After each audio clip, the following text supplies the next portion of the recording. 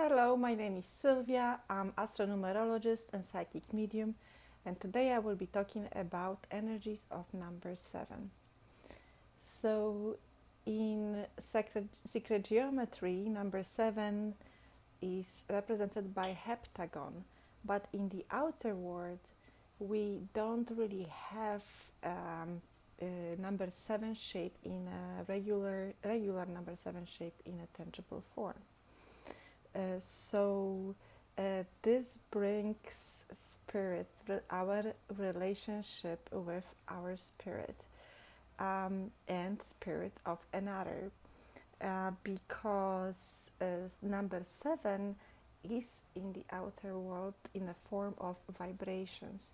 This is something that we can experience, we can enjoy, but we can't really hold it in our hand. We can't touch it. Like this, these are the 7 colors of the rainbow, but you can't really go and touch it and hold it. These are the 7 notes in the music. And in tarot, number 7 is represented by the Chariot card.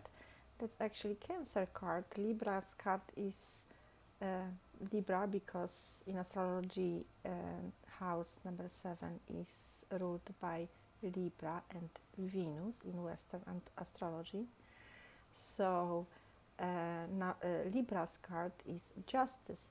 But on Chariot, Justice, we already talked about it on the video in number 11, right? But Justice and Libra, let's talk about it, holds the scales of justice and is looking for balance, obviously, right? So balance in what? Then Chariot, on the card of Chariot you have these 2 black and white horses. So again, the yin and yang energy, masculine, feminine energy within us.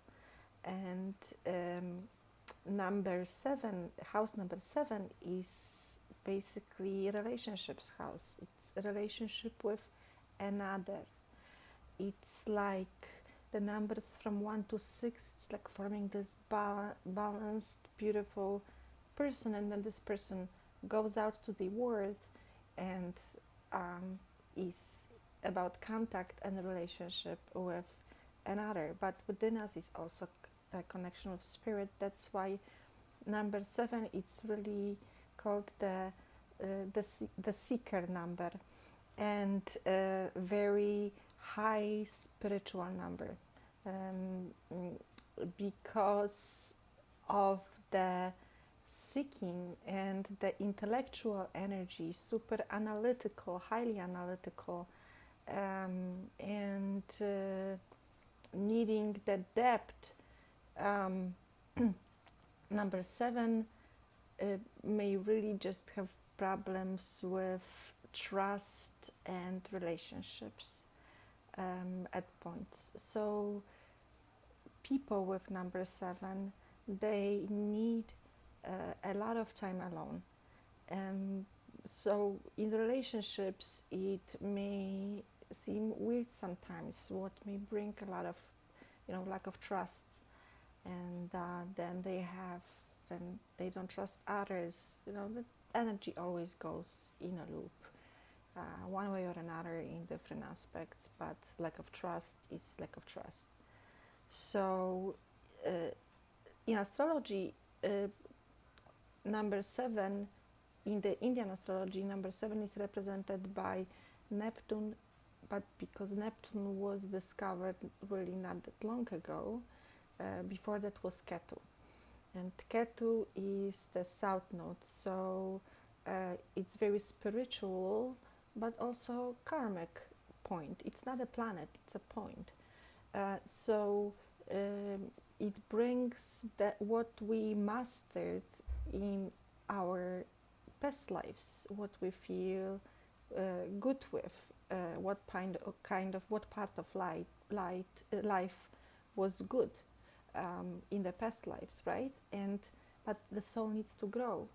So if there is we being born in, and we have the veil of forgetfulness on us. So the people are with number 7 are here to seek for the connection and for the balance with spirit, and teach others how to do it. That's why a lot of people with number 7 are, for example, movie directors or writers or actors, but really there's so many actors with life at number 7 or birthday destiny number 7, because but like this really big talented actors. And number 7 needs to find a balance. So for this, any kind of writing books, this kind of creative processes, these people need a lot of time alone. So it's really spiritual number, because they look for the balance and connection with spirit. And then obviously the relationships with others are like the mirrors, right, of our relationships. They show what's connecting, what's still lacking within us, what's like what we're attracting that we don't like, right, if we don't feel good. So they need the time alone to analyze it and try to understand it. And since we're being born with the veil of forgetfulness, then so there is the disconnection of spirit originally, right?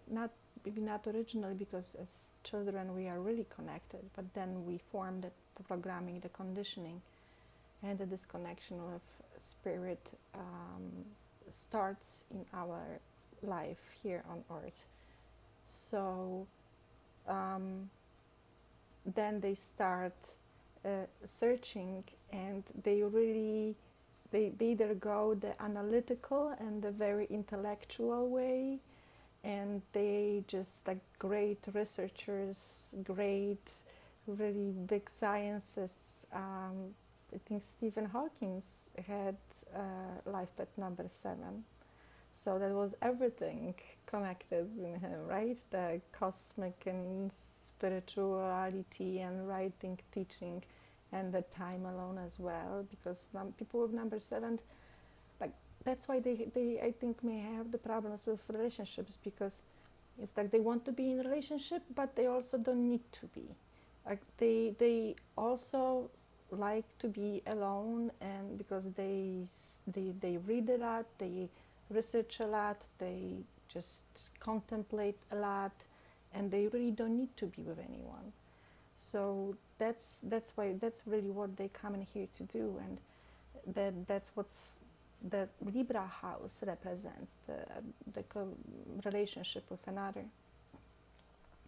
So these people are here to work to find a balance, teach others how to do this, and work on the relationships with other people, to understand that other people are important, and they are here through the spiritual journey.